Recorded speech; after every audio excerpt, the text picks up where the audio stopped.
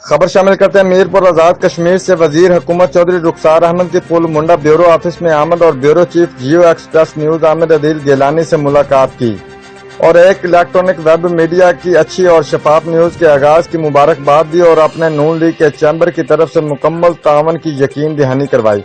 چودھری رخسار احمد نے جیو ایکسپریس کے آفس میں علاقہ کی تعمیر و ترقی کے حوالے سے گفتگو کرتے ہوئے کہا کہ حالیہ زلزلہ سے متاثرہ جتنی بھی سڑکیں اور بجلی پانی کا نظام متاثر ہوا ہے اس پہ بہت تیزی سے کام جاری ہے۔ چودھری رخسار احمد نے کہا وزیر اعظم راجہ فاروق حیدر خان کی مرہون منت 1 ارب روپے کے منصوبہ سے بانگ ہیڈ سے جاترا تک کی نہر اپر جہلم روڈ پہ تیزی سے کام جاری ہے اور 17 ستمبر بروز جمعرات کو وزیر اعظم راجہ فاروق حیدر خان افضل پور پل کا افتتاح کرنے خود آ رہے ہیں۔